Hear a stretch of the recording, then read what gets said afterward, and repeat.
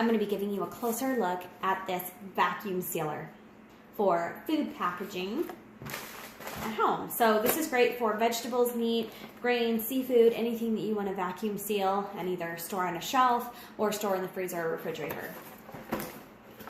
So it comes with an instruction manual, which is pretty nice. It's pretty thorough instructions with pictures as well. It looks pretty long. It's in several languages, showing you with pictures how to vacuum and seal the bags and how to only seal. So really helpful as far as an instruction manual. Sometimes you get electronics or devices or something like that. That's really a lot of trial and error. This one tells you pretty clearly how to use it, which is very nice.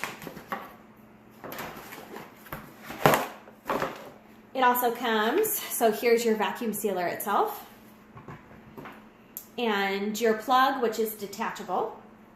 So you can just plug that in there, plug it into your wall. And it also comes with several bags for it, which is nice. I hate when I buy something and then have to buy all of the things to go along with it. So you've got several bags to work with, and of course you can get more of these vacuum sealer bags when you run out, because you're going to be using it, and that's the whole point of having this. So just a closer look at the vacuum seal bag. You put your food in here. You don't want to fill too far to the top, right, so you can actually seal it. And then you seal just across the top here at the opening. And then you do have this pull tab here where you can easily tear to open the bag when you're taking your food out, because you will melt the plastic to completely seal at the top, but you've got an easy tear down here to have easy access to your food. So taking a closer look at the actual device, here is where you close it down. Just snaps in place to close it, releases to open, and then this will lift up. Back here is going to be your vacuum chamber where you vacuum seal, and then this is where you seal only. So if you're wanting to only seal a bag and not vacuum it, you would just make sure that your bag came up to here and didn't go over to the vacuum seal part. So let's go ahead and plug this in and take it for a test run. So the cord, as you can see, is not super long,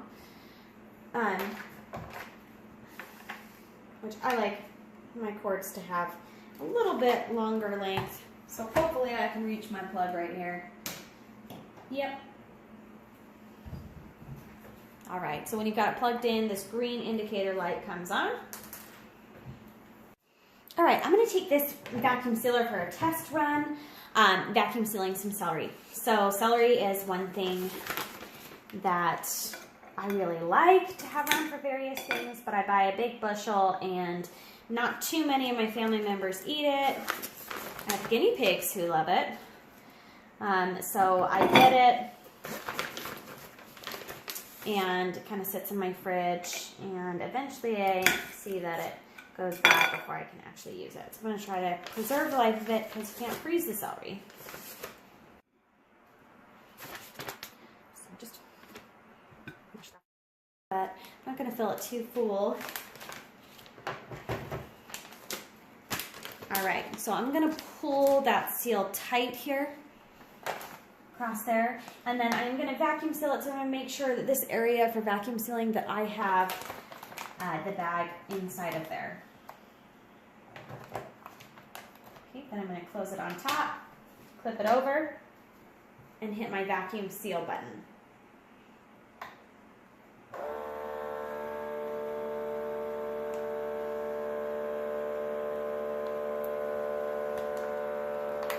so you can see it sucking all of the air out of the bag.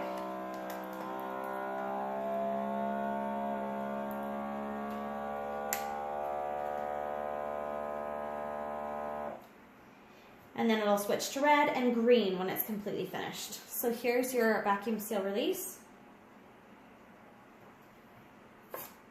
which I'll just pull up on right there, and we'll let go, and then I'll unclip and take that out. You can see that it has sealed that oxygen out of there. It has kind of put some pressure on it, so you can see that it's pushed into it a little bit.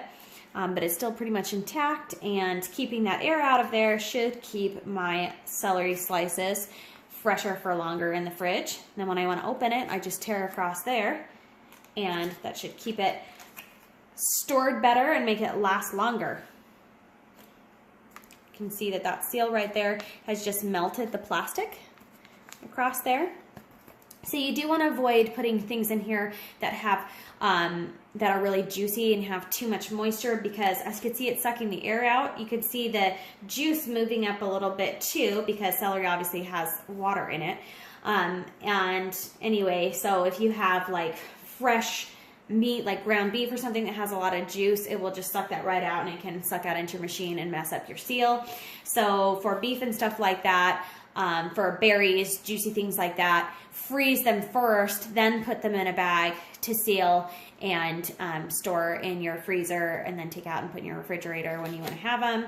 But celery, since I can't freeze that first, and it's not too super juicy, you can see that that did a pretty good job.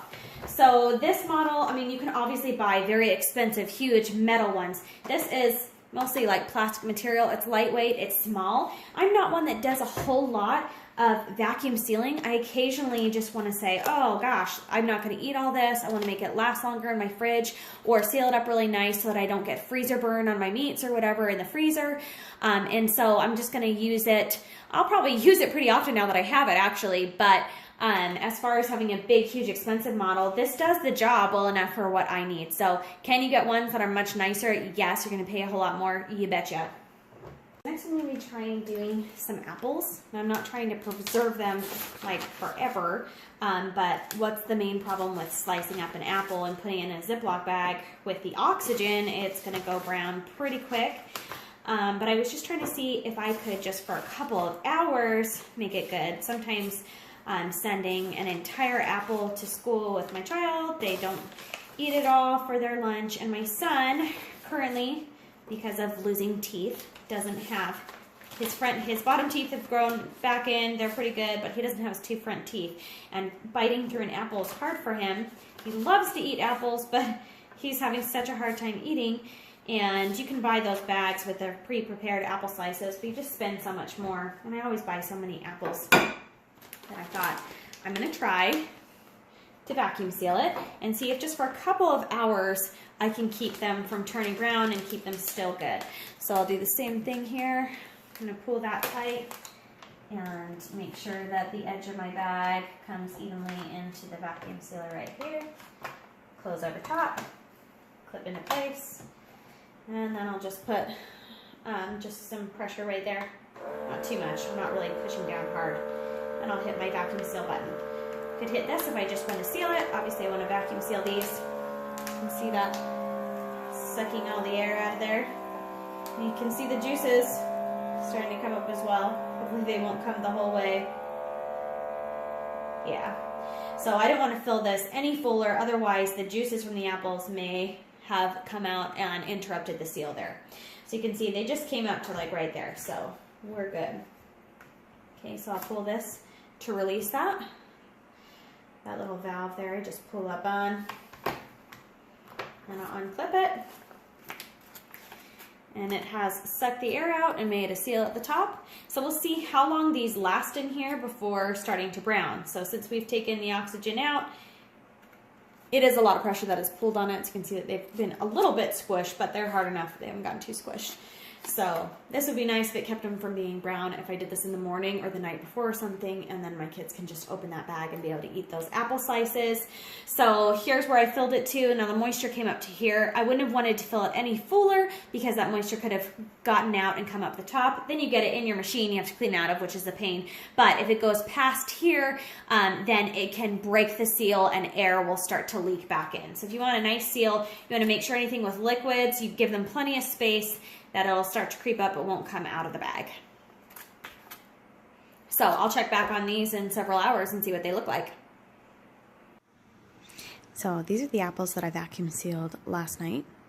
So I did that yesterday afternoon, and this morning, this is what they look like. So it's been like 16 hours. So pretty good. You don't see any super noticeable browning. So taking that oxygen out has kept them good sliced up. So this would definitely work if you wanted to, the day before or the night before, slice up an apple and then vacuum seal it so that your kids could just open it in a lunch. So that worked. So I would guess, unfortunately I don't have any avocado at my house, but I usually will cut an avocado and eat half at a time and then try to store the other half. So I'll put like lemon juice on it and tricks like that to keep it from going bad, because avocado is the same way, that when exposed to oxygen it will quickly go bad. But I could see how you could really put it in this bag and suck all the air out of it and then keep it better for longer in your fridge. So one more thing to look at with this vacuum sealer is the bags. So it comes with several bags, which is really nice. They're the ones that are already sealed at the bottom, and you just put, they just come in the pre-pouch. They're about quart size. So as far as bags that you can get for replacement ones, this one should be able to, you can see the length of it. It can do anything that is this long for vacuum sealing, right? So this is a gallon-sized Ziploc bag. So you should be able to do a gallon-sized bag. No problem in there. And then also you can get the rolls. It's a little bit cheaper to buy the rolls, the vacuum seal pack, where you just pull it out. They're sealed on two sides, and then you cut to the size bag that you want, which is nice because sometimes you want to do a little bit bigger than what's in here. So you can cut it off, seal one end, and then fill the other end, and then vacuum seal there. So this one is able to just seal, so I'm going to go ahead and show that, and then I will cut off the top and reuse the bag. So I'm going to put it here, so you put it above the vacuum sealer right here, so it just seals at this portion without being in the vacuum chamber. Right, and so there's still, okay, I gotta hold it steady there though. There's still air there. Clamp it shut, and rather than hitting this button, push this one.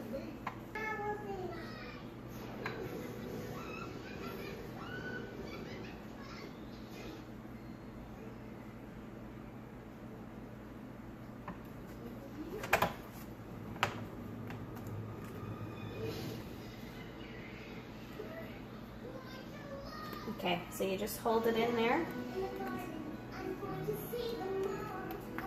You can see it, the sealing, that it just melts it instead of vacuum sealing. So I'm going to go ahead and cut off that top. So it looks like you needed to hold it in, and so that really did really close to the edge. So I might scoot it up a little bit more and just not have it in between this section here. But yeah, it just did along the edge there. You can see that. Overall, this is pretty nice and pretty easy to use. It's really lightweight and small, doesn't take up a whole lot of space, which is nice for storage purposes. If you've seen some of like the bigger models that are huge and you have to have specific space for them, I would prefer to have something a little bit cheaper, a little bit lighter and smaller for the small things that I'll be doing. Being able to freeze tons of meats, buy in bulk when it's on sale, and then freeze it so it doesn't get freezer burns. Great for fish and stuff like that. But obviously this is a lot of plastic parts. It's lightweight. It's not one of those heavy duty metal ones, so it's probably not going to last me as long. It's probably not doing quite as good a job, but is it sufficiently vacuuming at my bags? Yeah, it is. And so I think for the purposes that I have for making my foods last a little bit longer in the refrigerator, on the shelf, and in the freezer, this works pretty well, and it's pretty easy to use. You just push that little button there and wait for it to be done, and the indicator light tells you when it's all finished.